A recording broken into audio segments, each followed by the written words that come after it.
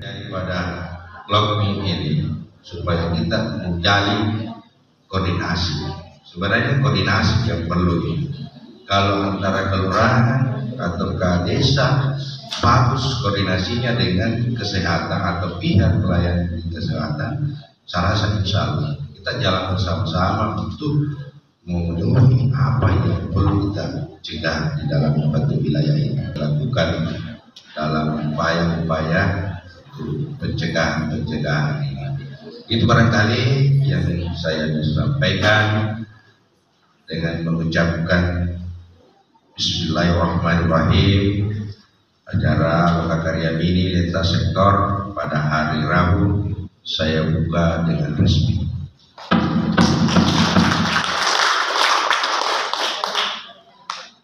Wabillahi taufiq wal hidayah. Assalamualaikum warahmatullahi wabarakatuh. Mas Baru, yang terhormat Ibu dari Polsek Mas Baru, yang terhormat dari Pak Nuragil, saya Mas Baru, yang terhormat Kepala PTD Puskesmas Mas Baru, yang terhormat dan saya banggakan Bapak Ibu Kepala Desa, tokoh masyarakat, teman-teman kader yang hadir di kegiatan kali ini, dan tim dari PTD Puskesmas Mas Baru yang sangat luar biasa. Jadi kita menjaga puji dan puji syukur kita dari Allah sehingga kita senantiasa diberikan kesehatan dari Lokakarya ketiga lingkup Kecamatan Mas Baru, dan sebagai umat muslim senantiasa kita mengirimkan salawat dan Bapak Ibu yang terhormat, pertama perkenalkan saya adalah bagiannya dia menghadiri, tapi saya dari hal tadi sempat sampaikan sama Pak Camat terkait masalah dari beberapa program-program nasional, keterlibatan dari lintas sektor ini sangat memegang peranan yang amat sangat penting, karena kita ketahui bersama terkait masalah pencapaian program nasional itu bisa kita bilang hal yang mustahil kita bisa capai kalau cuma dari teman-teman dari kesehatan saja yang bergerak. Jadi memang harus betul-betul dibutuhkan kerjasama dari Bapak Ibu sebagai pemangku kebijakan di wilayah di kecamatan untuk pelaksanaan hal tersebut. Yang hadir tempat hadir pada hari ini. Assalamualaikum warahmatullahi wabarakatuh. Menyampaikan atau memaparkan beberapa capaian dari program-program yang ada di Puskesmas Mas Baru yang memang membutuhkan bantuan dari Bapak Ibu yang ada di lintas sektor.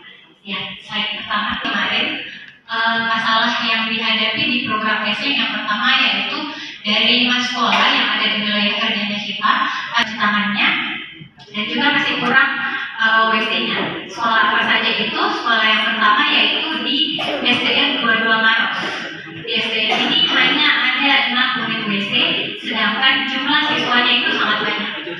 Yang kedua SDN Paneka, WC-nya itu hanya ada 1 WC untuk 1 siswa.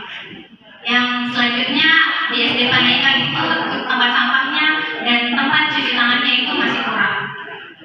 Yang kedua masalahnya dari 14 masjid yang masih ada yang ada di wilayah kerjanya kita, masih ada juga masjid yang tidak memiliki tempat sampah dan juga WC. Yang pertama masjid di Betang RT 8 itu tidak ada WC dan tempat sampahnya. Yang kedua masjid di Pasindika Masembo tidak ada WC dan tempat sampahnya juga. Masjid di Padang Asitang RT 2 tidak ada tempat sampah. Masjid Sumbu Minasa tidak ada WC dan tempat sampah juga. Dan yang terakhir Masjid Panaikang RT 1 tidak ada tempat sampah. Yang ketiga dari 20 sarana perpipaan yang dilakukan inspeksi, masih ada sarana yang harus memperhatikan kebersihannya, di mana yang harus memperhatikan kebersihannya ini adalah perpipaan Famsimas yang disebabkan karena kebocoran pipanya. Selanjutnya dari 69 sarana perpipaan masih ada sarana yang juga kurang memperhatikan sarana kebersihan dan perpipaannya. Ini karena ada sebagian besar sumur yang memang tidak memiliki gorong-gorong dan bibir sumur juga tidak ada. Untuk itu dari beberapa masalah yang sudah dipaparkan di atas, kami memohon bantuan Bapak Ibu dari Kepala Desa ataupun Bapak Lurah untuk bisa kita bersama-sama menyelesaikan masalah yang ada di program kesehatan lingkungan. Next. Kemarin sudah mencapai 29 orang. Ibu hamil kita sudah 66 orang. Dan dari BBLR itu sudah 18 orang sampai dengan bulan ini. Nah, masalahnya itu kita tiap bulan masih terus menemukan ibu hamil ibu hamil anemia, dan juga dari BBLR. Nah, untuk itu kami juga puskesmas ada beberapa mungkin yang perlu kami di sini tanggapi ya. Salah satunya itu ini yang bikin pusing selalu stunting. Ya, karena saya tidak tahu kemarin turun, bulan depan naik lagi.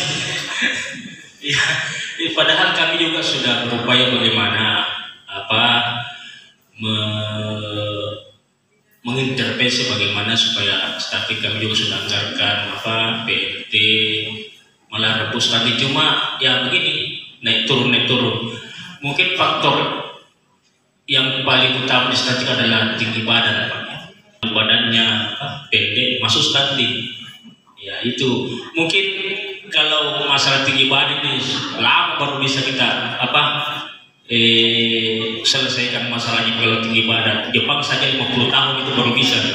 Yang jelasnya kita ya dulu harus jangan kita menyandingkan antara gizi dan tinggi badan ini. Artinya kita kasih turun dulu levelnya sedikit di persyaratannya Pak. Jangan dimasukkan dulu tinggi badan. Karena tinggi badan terus terang Pak banyak pengaruhnya, banyak yang mempengaruhi. Ya, misalnya memang genetikanya itu nenek moyangnya hormon Bu, biasa ada gangguan hormon. Biarpun anak-anak banyak makan, minum, tapi badannya tetap segitu. Karena ada penelitian bahwa itu namanya ada gangguan hormonal di dalam tubuhnya. Mungkin yang perlu dititik berat sekarang adalah status gizinya dulu anak-anak Pak. Biarpun pendek-pendek, tapi kalau pintar-pintar gizinya bagus ya, misalnya nanti bisa berkembang. Apalagi itu anak-anak laki-laki kalau biasa pengalaman ini sudah medivitan itu ya tinggi badannya itu bisa tumbuh pesat Pak. Iya. Yang penting itu Pak, apa kita mencari tersangka atau bagaimana? Iya. Apalagi tadi kita harus ada 10 sampel yang negatif lagi untuk menutupi sasarannya kami itu. Jadi harapannya kami dibantu edukasi warga dan juga untuk mau diperiksa sampelnya. Karena itu pimpinan dan langsung diperiksa hari ini negatif, seterusnya makin negatif. Ada dibilang masa inkubasinya. Mungkin sekarang dia negatif 2 atau 1 tahun berikutnya, 2 tahun berikutnya dia yang positif lagi. Jadi harapannya kami ada bantuan untuk edukasi warga kalau ada keluarganya atau tetangganya yang positif, dia juga mau untuk diambil sampelnya. Saya siap turun sama kali juga bisa turun mengedukasi. Cuma misalnya kita tidak tahu apa sih itu mereka bagaimana kita tidak. Dan tidak juga berpendapat terhadap ada orang yang berbohong. Tapi bagus sih status gizinya. Dilihat dulu status gizinya bagaimana. Apakah berat badan ini sesuai dengan umurnya? Apakah berat badan ini sesuai dengan tinggi badannya? Mau kalau besar, bagus status gizinya. Belum tentu karena kami ada perhitungannya. Tapi bila ada status gizi normal, mulai dari berat badan, tinggi badan, atau panjang badan. Jadi itu. Undangan sempat hadir, kami tidak bisa bersama-sama. Tadi sudah disampaikan masjid yang tidak punya WC, mungkin bisa kami dari TNI bisa membantu untuk membantu tenaga apabila masjid itu butuh, yang butuh tenaga untuk membuat WC. Tetapi kalau masalah untuk sampah, pelatihan kursus komputer perangkat desa Todo Kuliah oleh Kuliah Kerja Nyata atau KKN Angkatan ke-24 tahun 2024 Universitas Handayani Makassar dilaksanakan di Aula Kantor Desa Todo Kuliah hari Selasa tanggal 27 Agustus tahun 2024. Pelatihan kursus komputer diikuti oleh perangkat desa dan dihadiri oleh Andi Abbas, Esikom Kepala Desa Todopulia, serta para mahasiswa KKN Angkatan ke-24 Universitas Handayani Makassar. Perangkat desa dan kepala desa Todopulia berterima kasih kepada adik-adik mahasiswa KKN Universitas Handayani Makassar atas pelatihan kursus komputer pada hari ini, ucap A. Abbas Kepala Desa Todopulia. Menambahkan, kami sangat senang dengan adanya pelatihan kursus komputer karena menambah wawasan dan ilmu kepada kami khususnya perangkat desa, ucap Andi Abbas.